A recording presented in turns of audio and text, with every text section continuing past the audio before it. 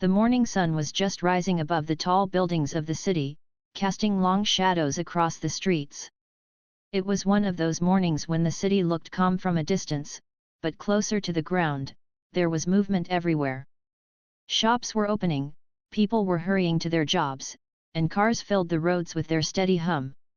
Among the busy crowd walked a woman dressed simply, in jeans and a plain jacket, blending in with everyone else. She carried herself with quiet confidence, yet no one around her knew who she really was. Her name was Denise Carter. To the strangers passing by, she looked like any other woman on her way to run errands. But inside, she was carrying a secret that would soon change everything. Only a handful of people in City Hall knew that she had just been appointed the new chief of police. Before officially stepping into the spotlight, she had decided to spend a few days in plain clothes, walking the streets like any ordinary person. She wanted to see with her own eyes how her officers behaved when no one was watching. Denise had grown up in the same city years ago. She knew its neighborhoods well, the wealthy parts with their polished sidewalks, and the poorer areas where buildings looked tired and streets carried stories of struggle. She believed a good leader should not only sit behind a desk but also understand what was happening on the ground. That was why she had left her official uniform at home and stepped out as just another citizen. As she walked down a quieter street, Denise noticed two officers standing by their patrol car. One of them leaned against the car casually, while the other scanned the people walking by. Denise could immediately tell who was in charge by the way he carried himself. His name was Officer Miller. His sharp eyes followed her as she passed by, and in that moment, his assumptions began to shape the story. Instead of greeting her politely or simply continuing with his duty, Miller stepped forward. His tone was firm, almost demanding, as he called out to her. "Hey, you! Where are you heading?" Denise stopped, slightly surprised. She turned toward him calmly, keeping her face composed. "I'm just walking," she said with a soft smile. But Miller was not satisfied. He looked her up and down, judging her appearance. To him, her plain clothes did not match what he thought of as respectable. His partner shifted uncomfortably, sensing tension but saying nothing. Denise knew exactly what was happening. She had seen this type of behavior before. Instead of arguing, she remained polite. "Is there a problem, officer?" she asked gently. Her calmness seemed to unsettle Miller even more. He stepped closer, his voice sharper now, repeating questions as if trying to catch her in a mistake. People nearby slowed down to watch, their eyes wide with curiosity. A mother pulled her child closer, whispering to hurry along. Others stayed, sensing that something important was about to unfold. Denise kept her breathing steady. In her years of service, she had learned that silence sometimes spoke louder than words. She let him talk, let him reveal his attitude in front of everyone. Her decision not to fight back was not weakness, it was strength. She was watching, observing, collecting every detail. The crowd grew. Some people pulled out their phones, ready to record. The air felt heavier, as if the street itself was holding its breath. Denise stood there in the middle, a calm figure surrounded by restless energy. What the officer did not know was that every move, every word he spoke, was building toward a moment he would never forget. He saw only a woman he could control. He had no idea that he was standing in front of the very person who would soon be his highest authority. For Denise, it was not just about herself. It was about all the people who had faced situations like this before, ordinary men and women judged too quickly, spoken to without respect, treated unfairly for no reason. She was carrying their stories with her, and she knew that soon she would have the power to make real changes. The crowd whispered. "Why is he bothering her?" one man muttered. "She hasn't done anything."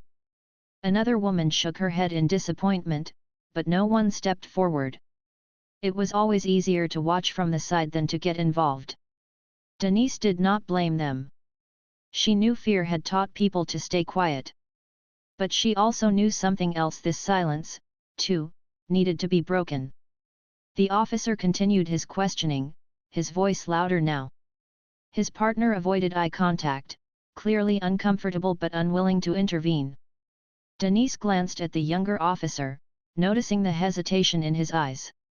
Perhaps, she thought, this one still had a chance to grow differently, to learn a better way. Minutes felt like hours. The scene dragged on, yet Denise's patience never cracked. She knew that leadership was not only about making speeches or signing policies. Sometimes it was about standing still in the face of pressure and letting the truth reveal itself. Finally, Miller's voice echoed one last demand, certain he was in control. But Denise only gave him a small, knowing smile. She did not raise her voice, did not resist. She simply said, "I hear you." Her words were simple, but her tone carried something deeper. It carried authority, calm, and a weight he could not recognize yet. It was the voice of someone who belonged to a different level of command. The officer smirked, believing he had won the moment. The crowd murmured uneasily. But Denise knew this was only the beginning. Tomorrow, everything would change. Tomorrow, these same officers, these same citizens, would see who she truly was. And when that day came, the truth would not only shock them, it would transform the entire department. She adjusted her jacket, took one last look at the officer, and walked with steady steps as if she carried no burden at all. But inside, she was carrying the future of the city's police force, and it was heavier than anything else. The street returned to its normal rhythm. The officer laughed with his partner, not realizing that every word, every action, had already written the first chapter of a story that would soon unfold inside the very walls of the station. Denise disappeared into the crowd, her heart steady, her mind clear. She had seen what she needed to see. And she knew that the real test for her and for them was only beginning. The city had begun to wake up fully. Cars filled the main roads, buses carried workers to their destinations, and the hum of morning activity spread like a constant tune in the background. Denise walked calmly, blending into the crowd, though her thoughts were still heavy with what had just happened. She had witnessed the exact behavior she had suspected existed within the department: arrogance, bias, and a lack of respect. It had not surprised her, but it had confirmed her reason for going undercover. Later that morning, the officer, Miller, returned to the station with his partner. His mood was high, almost proud of himself. He believed he had done his job by showing authority. He shared the story with others inside the building, exaggerating details, making himself sound strong and in control. A few laughed at his comments, while others nodded in agreement. No one challenged his version of events. It was easier to stay silent than to risk becoming the next target of his sharp words. His partner, however, remained quiet. The young officer felt uneasy. He replayed the scene in his head: the calm woman, her steady voice, the way she never once showed fear. Something about it didn't sit right with him. But in a room full of louder voices, his doubts stayed trapped inside. As the morning rolled on, the atmosphere at the station revealed much more than Miller's behavior alone. Denise, still in plain clothes, entered the building quietly. No one knew who she was yet. She walked through the hallways like an observer, noticing the details that others ignored. She saw the group of officers joking in the corner instead of focusing on their work. She noticed how some treated visitors at the front desk with impatience, answering questions with short and careless replies. Denise kept her expression neutral, but her mind was sharp. She had spent years in different departments, and she knew that a station's culture could be read in its smallest details. A respectful, disciplined team would reflect that in every corner: how they greeted people, how they treated one another, how they carried themselves. What she saw now was far from the standard she believed in. Back in the lounge area, Miller continued his loud storytelling. He spoke as if the woman he had met was a problem he had bravely handled. He ignored the fact that she had not resisted or raised her voice. In his version, she was someone suspicious, someone who deserved to be stopped. His arrogance filled the room, and the others allowed it to go unchallenged, One of the senior officers chuckled and said, "Well, at least you kept her in line." That simple comment carried weight. It revealed how deeply this kind of behavior had become normal. Miller grinned, encouraged by the approval. Denise, standing nearby but unnoticed, heard every word. She took a deep breath, steadying her emotions. It would have been easy to interrupt and reveal herself in that moment, but she knew the timing wasn't right yet. She wanted them to show their true colors without restraint, so that when the truth finally came out, there would be no room for excuses. She continued her quiet walk through the building, observing how officers spoke to one another, how reports were handled, and how discipline was either enforced or ignored. Every small detail painted a bigger picture, and it was a picture of a department that had lost its sense of accountability. Meanwhile, Miller's partner, Officer Daniels, sat in silence. He had joined the force with hopes of making a difference, of protecting people with fairness and honor. But days like this made him question if he had chosen the right path. He thought of the woman's calm eyes, the way she had stood her ground without anger. Something told him she wasn't ordinary, though he couldn't explain why. As the hours passed, whispers about the morning incident spread further in the station. Some officers found it amusing, others simply brushed it off as routine. Denise's presence in plain clothes remained unnoticed by most, but she was listening, watching, and remembering. At lunchtime, Miller sat with a group of his colleagues, laughing over the encounter again. He exaggerated the details more and more, turning the story into a show of power. Denise, sitting quietly at a table in the corner, caught his words. She sipped her coffee, her face unreadable, but her thoughts were clear. This officer was about to learn a lesson he would never forget. She thought back to her own journey. Years ago, she had been the young officer trying to prove herself. She had faced disrespect, unfair judgments, and moments of isolation. But she had not given up. She had worked harder, learned more, and carried herself with dignity. Step by step, she had risen through the ranks. And now, here she was chief of police. Yet the very problems she had faced as a young officer were still alive within the department. Denise felt a wave of determination rise within her. She had not taken this position just for a title or recognition. She had taken it to create change, real change that people could feel in their everyday lives. Watching Miller reminded her of why she had accepted this difficult role. That afternoon, the station prepared for a meeting. Word had spread that a new chief would be introduced soon, though most of the officers knew little about her. Some were curious, others skeptical. Miller, however, showed little interest. He believed that no matter who took the leadership seat, things would remain the same. He carried the same arrogance into the meeting room, unaware that his world was about to shift. Denise remained calm as she prepared for what was coming. She had allowed enough time to observe, to witness, to understand the culture she was stepping into. Soon, she would step forward not as a silent observer, but as the person responsible for leading them all. The station buzzed with chatter. Some officers speculated about what the new chief would be like. "I heard she's strict," one whispered. "I heard she's from out of town," another said. Miller smirked and replied, "Doesn't matter. Nothing changes around here." But change was closer than he realized. Denise looked around the room one last time before the official introduction. She saw the faces of men and women who had chosen this profession, some for noble reasons, others perhaps for the wrong ones. She knew not everyone would accept her easily. But leadership was not about being accepted, it was about standing firm, making the right decisions, and setting a standard others would be forced to follow.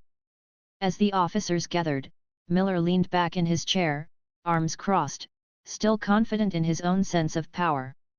Denise stood just outside the room, waiting for the moment to walk in. Her heart was steady, her mind clear. She thought again of the morning encounter, of the silence of the crowd, of the way Miller had looked at her. Soon, all of that would make sense to everyone in the room. For now, she remained the quiet figure in plain clothes, unnoticed among the noise. But the silence she carried was stronger than their laughter. And in just a short while, that silence would break and it would change the entire station forever. The meeting room inside the station was filled with chatter. Chairs scraped against the floor as officers settled in, some balancing notebooks on their laps, others leaning back casually with folded arms. The large wall clock ticked steadily, its sound barely noticeable against the voices. For most of them, it was just another routine meeting where leadership would talk about rules, reports, and expectations. But this meeting was different.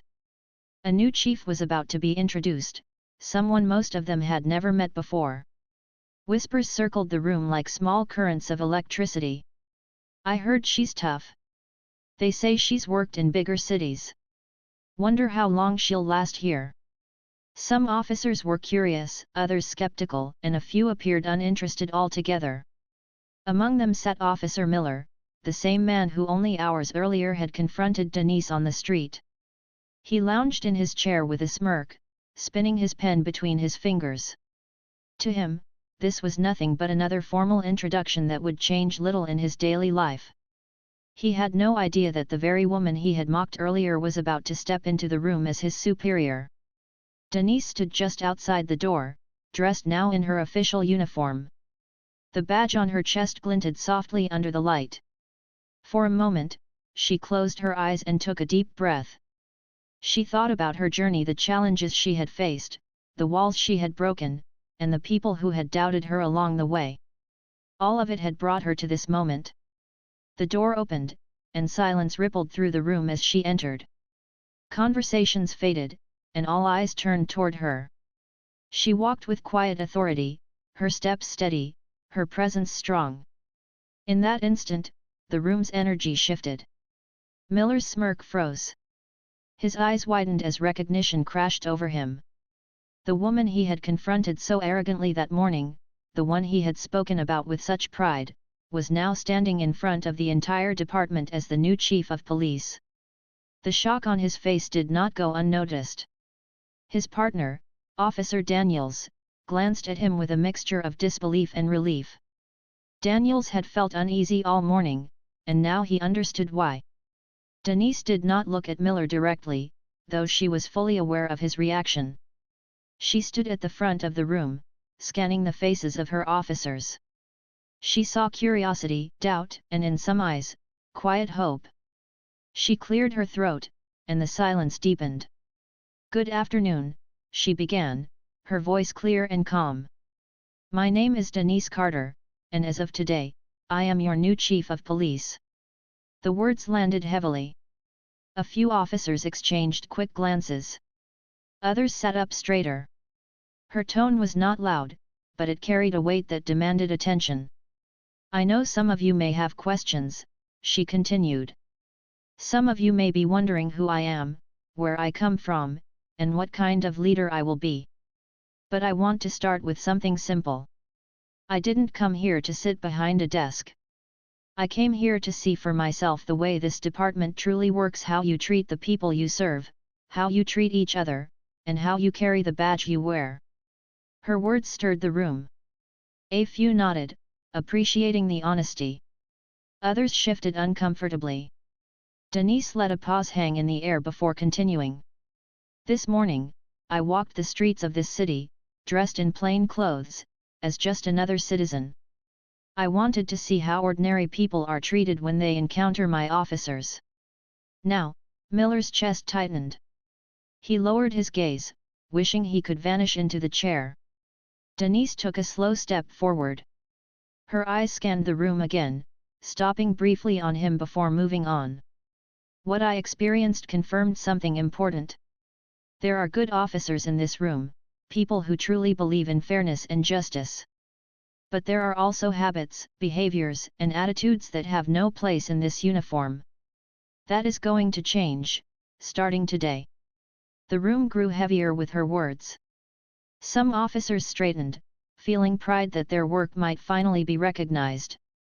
Others shifted uneasily, sensing that accountability had finally arrived.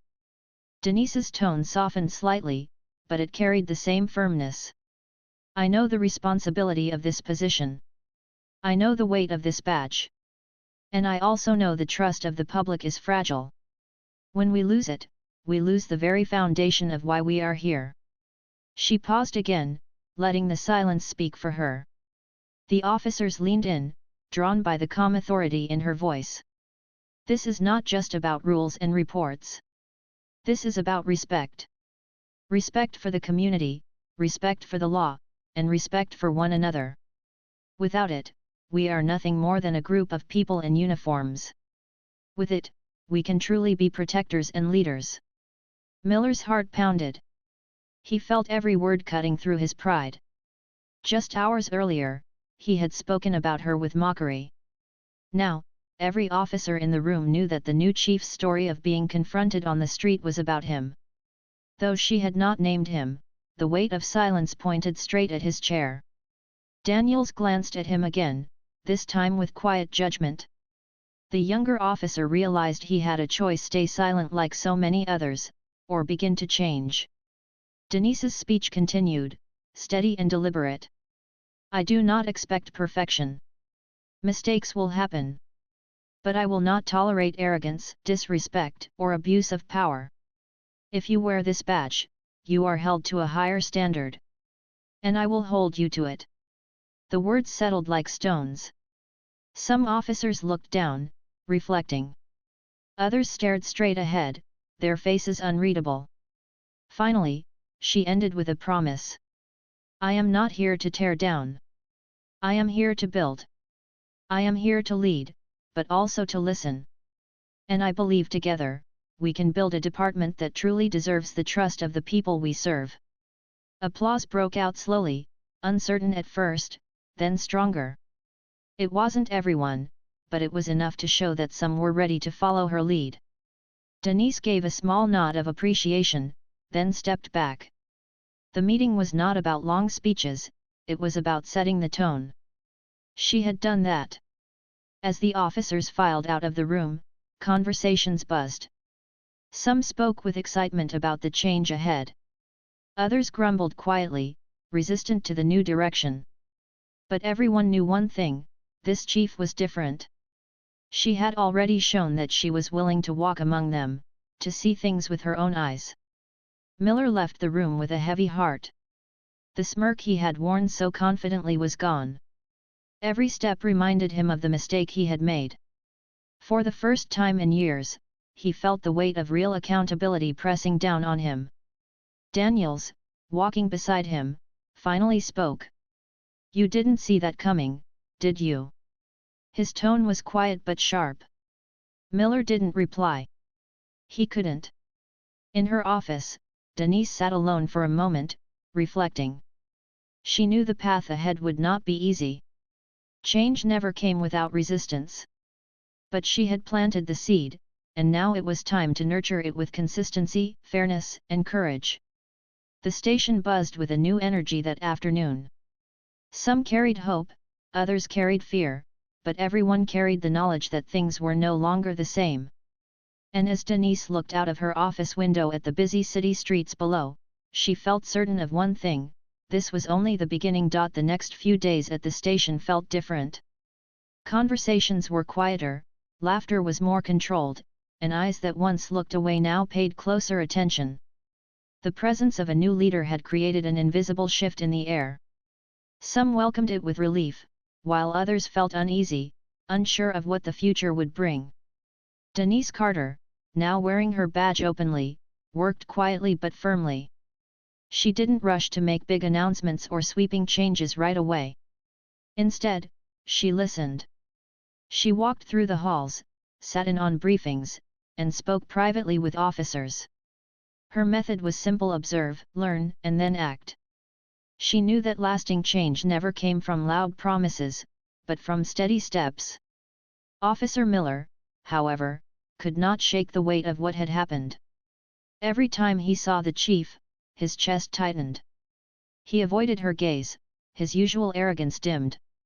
He still had his supporters in the department, but their laughter around him had softened. They too were careful, aware that the new chief was watching. Miller told himself that if he stayed quiet, things would eventually return to normal. But deep down, he knew they would not. One afternoon, Denise called a staff meeting. The room filled quickly, tension mixed with curiosity. She stood at the front, her voice calm but direct. "I have spent the last few days watching and listening," she began. "I've seen good work officers who treat people with fairness, who carry themselves with honor. But I've also seen things that must change." The room was silent. Some shifted in their seats, while others sat straighter, waiting for her words. "Respect," she said firmly, "is not optional. It is the foundation of this job. When we put on this badge, we represent not just ourselves, but the entire department and the community. If even one of us fails in that duty, we all lose trust." Her eyes swept the room. She did not call out names, but everyone knew her words carried weight. Miller shifted uncomfortably in his seat, feeling the silent spotlight on him. Denise continued, her tone steady. "From this day forward, accountability will be more than a word. It will be a practice. Reports will be reviewed carefully. Complaints will be taken seriously. And behavior that disrespects the community or this department will not be ignored." A few heads nodded. Some frowned. But no one spoke. She finished with a promise. "I am not here to work against you. I am here to work with you. But you must be willing to rise to the standard this job demands. Together, we can rebuild trust and show this city that we deserve to wear this badge." The officers left the meeting with mixed emotions. Some felt inspired, others uneasy. But all of them knew the days of unchecked arrogance were ending. After the meeting, Denise returned to her office. She leaned back in her chair, reflecting. She knew she had placed a heavy stone in the water, and the ripples were only beginning. There would be resistance, but she was prepared for it. Later that evening, Officer Daniels knocked on her door. "Chief, may I come in?" She nodded, gesturing for him to sit. "I just wanted to say," he began carefully, "what you said today, it mattered. Not everyone will admit it, but some of us joined this job for the right reasons. Sometimes it feels like those reasons get buried. But I think you're bringing them back." Denise smiled softly. "Thank you, Daniels. That means more than you know." He hesitated, then added, "I was there that morning, when you were stopped. I didn't speak up. I should have. I'm sorry." Her expression remained calm, though her eyes softened. "What matters now is that you learn from it. Silence can do as much harm as arrogance. But recognizing it is the first step to change." Daniels nodded, relief spreading across his face. He left her office with a lighter heart, determined to do better. Meanwhile, Miller sat alone at his desk, his pride wounded. He replayed the moment of the reveal over and over. The woman he had looked down on was now the one who held his career in her hands. His arrogance had turned into fear. Some part of him wanted to apologize, but his pride refused. Instead, he told himself that she wouldn't last long. Change was hard, and chiefs came and went. But even as he told himself that, a quiet voice inside reminded him, this one was different. Over the next week, Denise began to implement small but powerful changes. She introduced training sessions focused on communication and respect. She created an anonymous system where officers could report misconduct without fear. She invited community leaders into the station to speak directly with officers, breaking down the walls that had built up over the years. Some resisted. They rolled their eyes at the new policies, whispered doubts in the corners. But others began to listen. They saw the difference in how citizens reacted when treated with dignity.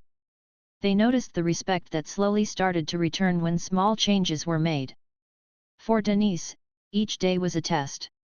She faced complaints, quiet resistance, and moments of doubt. But she also saw progress, small victories that told her she was on the right path. One afternoon, as she walked through the city streets in uniform, she was approached by a woman who recognized her. "Are you the new chief?" the woman asked.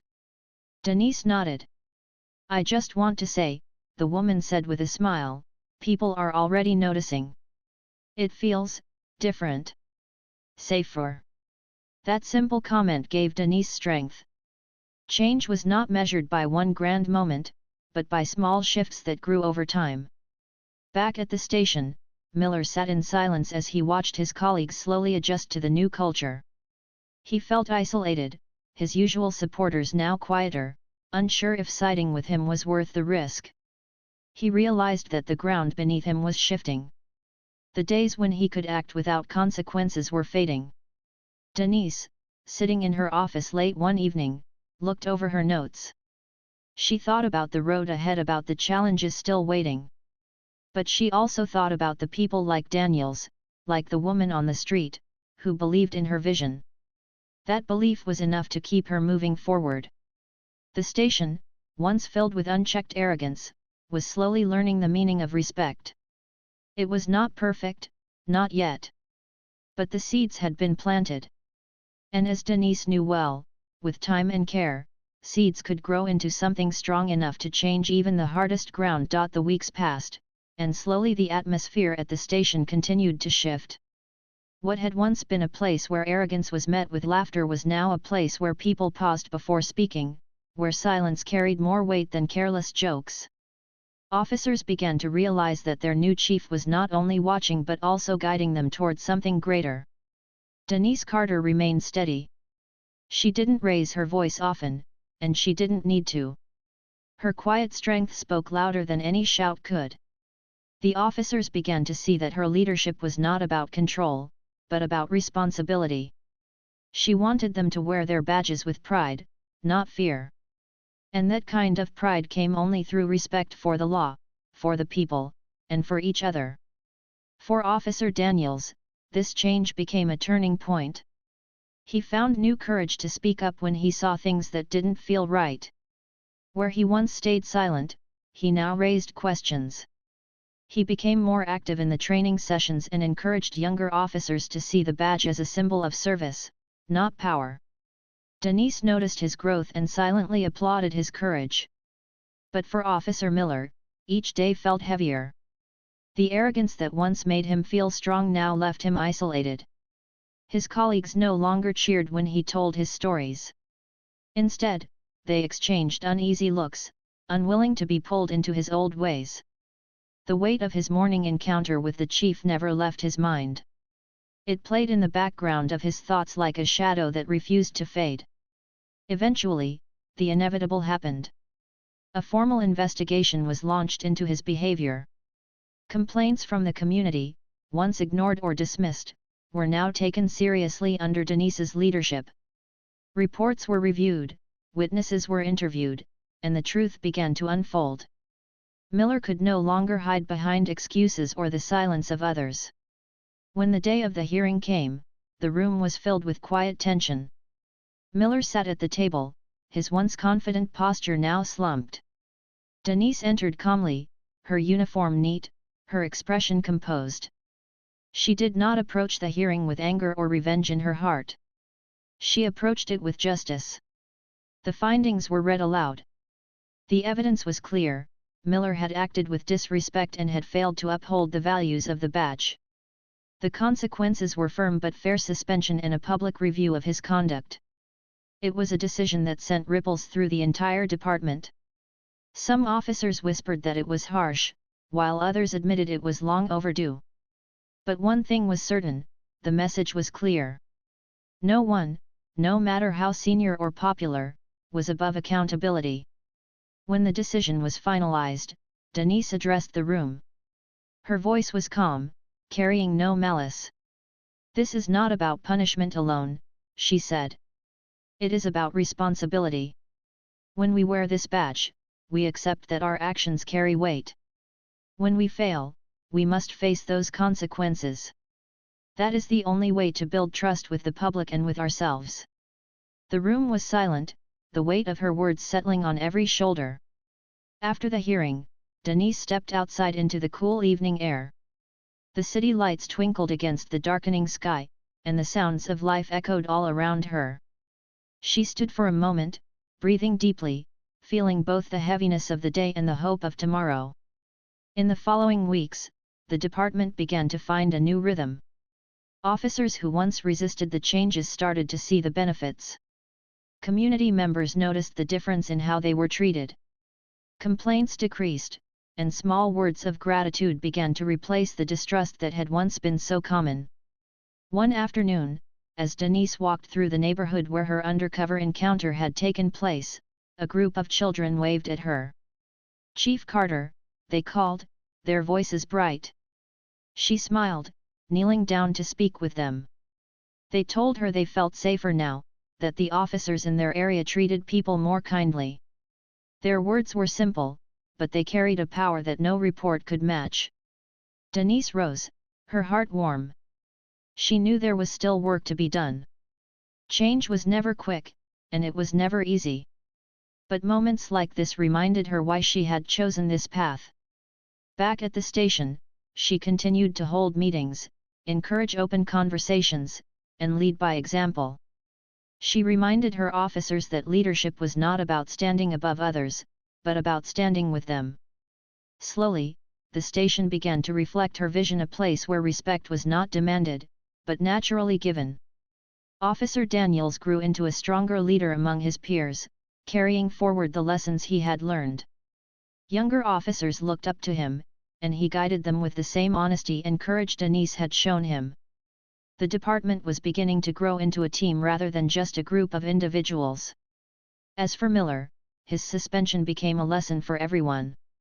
Some officers visited him, hoping he would reflect and return with humility. Whether he would change was uncertain, but the example of accountability remained etched in the memory of the entire station.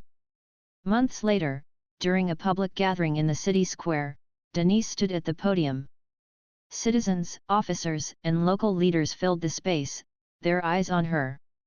She spoke not as someone who had conquered, but as someone who had chosen to serve. "This city deserves a police department it can trust," she said. "A department built not on fear, but on respect. Not on arrogance, but on service. We are not perfect, but we are committed to being better every day. Together, we can create a city where justice is not just a word, but a way of life." Applause filled the air, not the hesitant kind, but strong and united. Denise looked out at the faces before her, citizens, officers, children, and felt a quiet peace. The journey had been difficult. It would continue to be. But she had taken the first steps, and others were following. That was how real change began, not in one dramatic moment, but in steady steps taken by many. As the evening sun painted the sky in shades of gold, Denise walked off the stage with her head held high. She thought of that first morning, standing on the street in plain clothes, judged for nothing more than her appearance. She thought of the silence of the crowd, the arrogance of one officer, and the weight of that moment.